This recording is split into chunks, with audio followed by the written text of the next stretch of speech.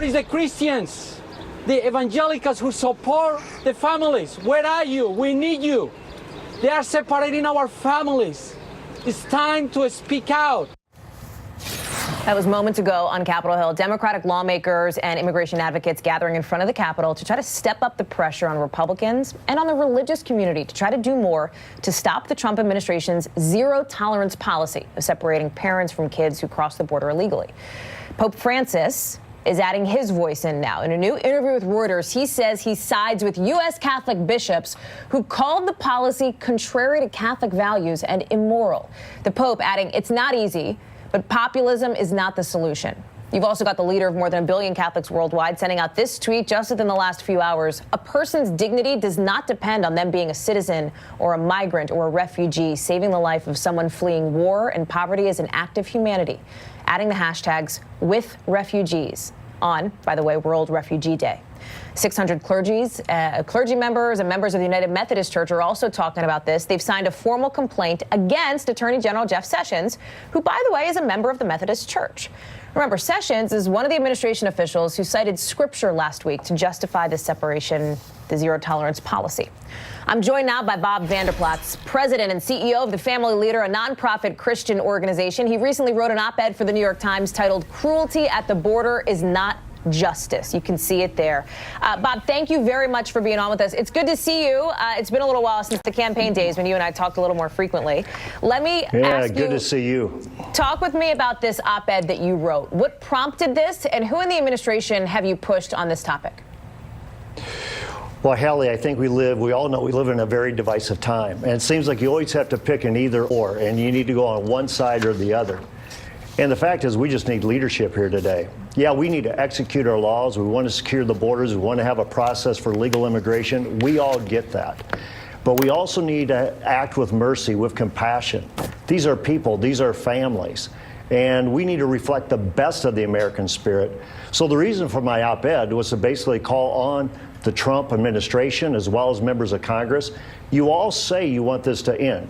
President Trump says he wants this to end. Melania says she wants this to end. Everybody says they want it to end. So get around the table. Let the adults get around the table, and let's stop this now. We can walk and chew gum at the same time. You have these words, these things that you're saying that you are clearly very upset about. But how do you turn that anger into action? What are you specifically going to do? Because there are immigration advocates calling on the faith community, of which you're a part, to actually do something. Will you come to the White House? Will you try to call the president? I will definitely try to be a voice to the president with the contacts that I have there. Yeah. But their part of it is Hallie is writing the New York Times op-ed. It's appearing on this program as well as many other programs of saying, listen, we need leadership today. We understand we have an immigration crisis and we need vast immigration reform in this country. That's part of what's being exposed today. But at the same time, I think we can decide that's an MS-13 gang member. That's someone who's in the business of trafficking or drug dealing or something else. And at other times, we can keep families together. I think Senator Ted Cruz, who said let's put more justices so we can speed up the asylum process, is a good idea. President doesn't want that. He said yesterday he doesn't even want more immigration judges, even though that's what Senator Cruz said he wanted and what his congressional liaison said the president would back.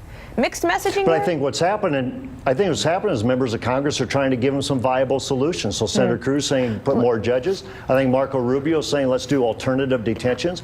Keep the family together and then either deport them together or allow them to stay together. But keep the family unit together. So before I let you go, then, what is your message that you think would be effective to the Attorney General? Because as we just talked about, his church has come out now, the United Methodist Church, saying stop this, end this.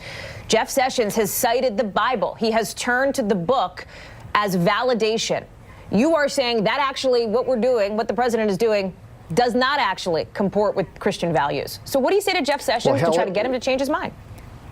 Well, Hallie, what I would say to Attorney General Sessions, as well as to President Trump, is you will never be right when you do what is wrong, and you'll never be wrong when you do what is right. And this is clearly wrong. Scripture also says to seek justice, and that's what we're doing with legal immigration, but also to love mercy, meaning implement it, execute it with some common sense, compassion approach, and to walk humbly with your God. I think that would be a very good guiding principle for this time of what we're seeing at the border. Bob, very, very quickly, the president retweeted Pastor Scott today, who said hashtag it's all politics related to this. Do you agree that this is all politics?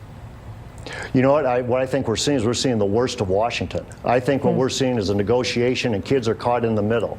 And I think it has a potential to be a negative ripple effect for if it's the Democrats who are trying to expose Trump or if it's President Trump trying to say, I want my wall and I want funding for the wall. We cannot let the worst of Washington keep these kids hostage and separate families. Bob Vander Plaats, thank you very much for coming on the show. I appreciate it.